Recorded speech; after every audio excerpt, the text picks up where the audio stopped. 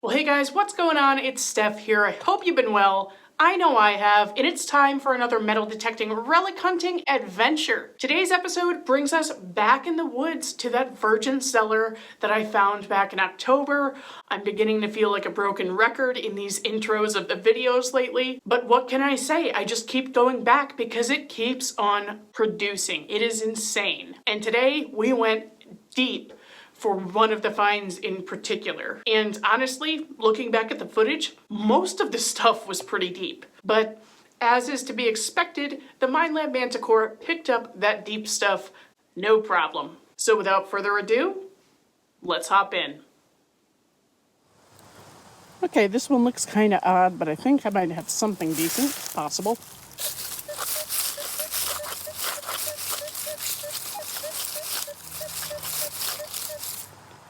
We shall see. There must have been a ton of iron in the hole for it to be tracing the way it did, but I have a keeper down here. Picked it up just for a second.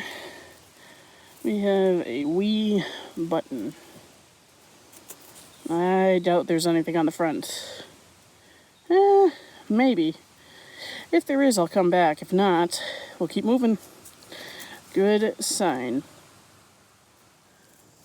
Well, I've definitely got something non-ferrous right here.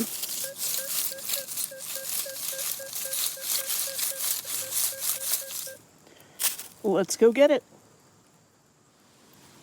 Well, no shortage of these out here. Whipped it out from about 6 inches down. It's another little button. Probably the exact same one that I just pulled. Except this one has a broken shank. Okay, cool beans. We'll keep moving. Oh, this is Heartbreaker City right here. Got like a 1617 signal. And I definitely wasn't expecting this. Oh my god, that is an exquisite piece of a colonial shoe buckle. And that's probably pretty early too. Oh man. It's an old break. But I would have to imagine the other half of this is probably in the immediate area, so I'm certainly going to check. Yeah, I can't believe how low that rang up. 16, 17 on the Manticore. That's like a 22 bullet reading, or less. More like a 22 casing. Oh, that is absolutely gorgeous. Man, I'll definitely look for the rest of it. Let you know what I find. Well, I circled that piece of the shoe buckle for a little while and I did not find it, unfortunately.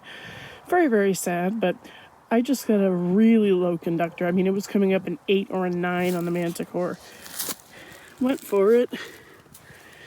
And it's actually a sizable button, considering that signal. It's got to be made of tomback, throwing a signal that incredibly low, I think. Let me see. Yep, you can kind of see there's a little hump right there. This would have been made on a lathe in probably around the mid-1700s. Yeah, you can see some of those lines under there.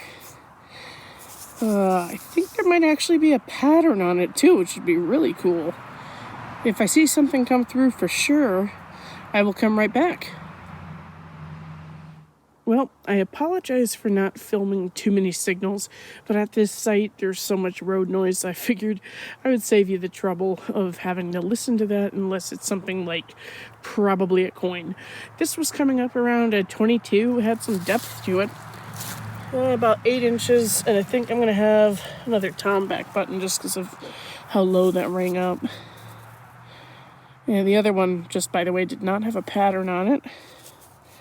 In case anyone was curious. So that iron shank is still intact. That's pretty impressive. Usually that's broken off if it's made of iron. But, yeah, all right. Very good. If there's something on it, I'll come back. If not, per usual, we will keep on moving. Well, this was a nice little surprise. It rang up a solid 22. Sounded a little bit bigger than a 22 bullet, though. Because if you don't know, coincidentally, 22 bullets also kind of ring up at 22 on the Manticore. Ha ha. Anyway, 6 or 7 inches down there, I just got it out. I gave it one thumb punch. And I was thrilled to see a pewter button with design. That looks like it's going to be something pretty cool. Let me brush that off very carefully, and I'll come back. We'll take another look at it together. I'll take a look at that. That is gorgeous. I'm not really sure exactly what the pattern is. It's almost like a tree or something, but I don't think it's military. It looks like a civilian pewter button. Just absolutely gorgeous. I have to pack this away very carefully or the edges will crumble even more.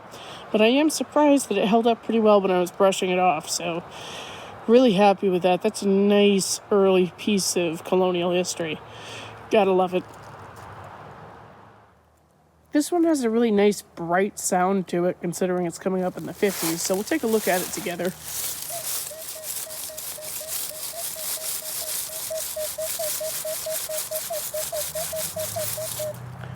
Given that messy trace, I'm going to assume it's a musket ball, but we'll see. Well, either this is a really smashed deer slug, or it's something interesting. I told you it had that bright sound to it, but that the trace was messy, so I thought it was lead, or a musket ball rather. But we've got this fairly round, pretty flat piece of lead.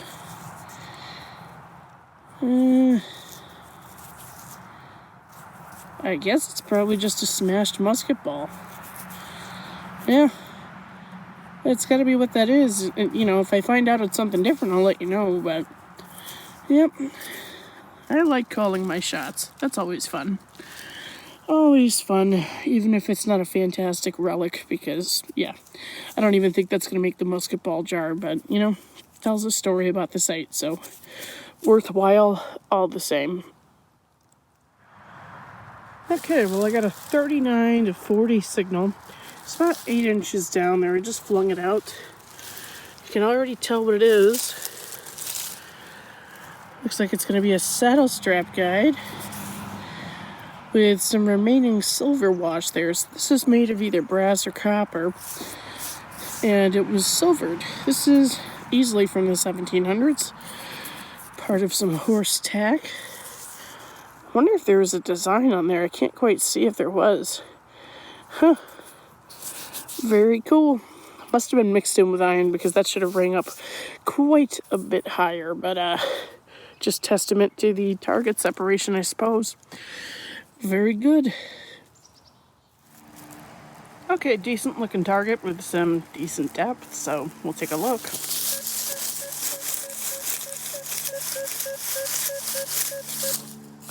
Let's go get it.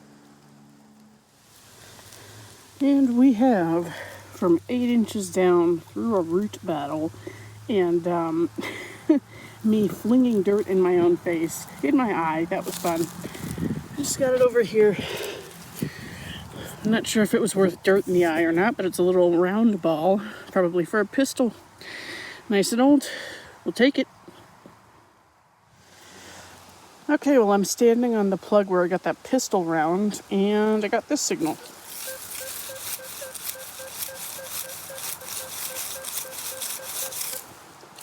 Let's check it out. And it's looking like more of the same, not nearly as deep as I thought it was going to be. We have another one. And I think that'll do it for me filming these for the day. I can't imagine that's super exciting to anybody, so I'll let you know what I get on next if it's not one of these. Well, I think I just got a button down there, about maybe 6 to 8 inches. It wasn't tracing very well. It was hanging out right on top of those lower Ferris limits. So that's why I usually keep my lower Ferris limits pretty open. And there you go. Because sometimes deep targets will be way, way, way away from the center line. So that's why you want to open up your Ferris limits just a bit. At least if you've got some experience under your belt with the Manticore, that's going to be important. I don't think there's anything on this one. I am seeing some kind of back mark come through, so that'll be, well, am I? I don't know. We'll figure that out. Probably early 1800s, late 1700s, something like that. Alrighty, we'll keep going. Okay, this sounds bigger than a 22 bullet, so we're going to film it.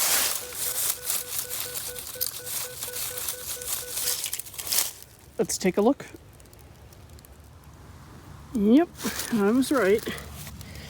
Not a 22.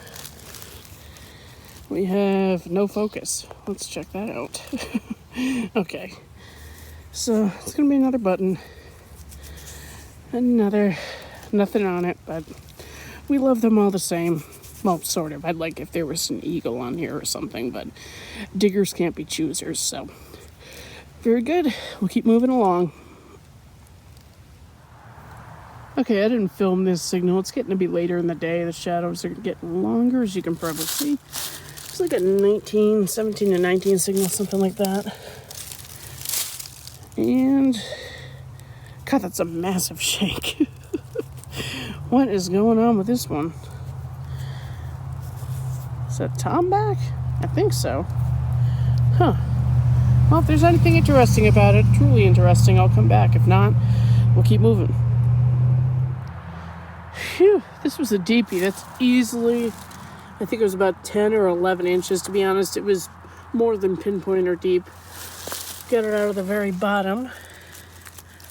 And it looks like some kind of domed button. Oh no, that's the back. Interesting. Very interesting. Huh. I wonder if it might be Tom back. That would be my assumption. Is there something on that? Huh, I don't know. Well,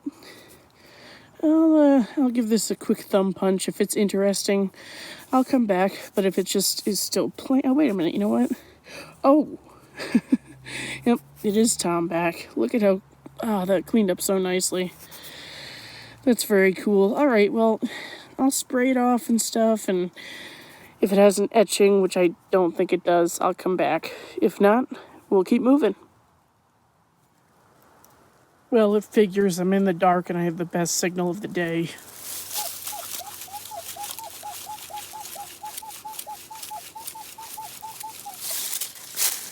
Oh boy. Okay, that's better. There's some light. There were so many rocks in here. I 100% thought this would be silver because it was ringing up so incredibly high, but it's probably an early US large cent. Maybe not. It's actually feels smaller. Not good old KG2 again. That is the theme of this place. Oh, I love them all the same. I'm gonna recheck the hole before I come back and see if I can get a date off of this, but that's awesome. Awesome, awesome, awesome. Especially since we're gonna be getting a foot of snow tonight, so. Uy, caramba. Okay, let me recheck that hole and I'll be back with you. Okay, I got them wet just so you can see them. There's the bust. This is going to be a later head King George II. So 1740 to 1754. Had to think about that for a second. Looks to be in pretty good condition underneath the dirt. I think it's going to be maybe 1740. I'm not really sure, but I did recheck that hole. I didn't hear anything else, so it's really weird this rang up so high, but it really depends how things are situated in the ground. You just never know. So it's a great way to end the day. I am freezing, and yeah, I guess we should go prep the house for the snow we're going to get, but good old KG2. I guess I'll call this the KG2 site. Awesome.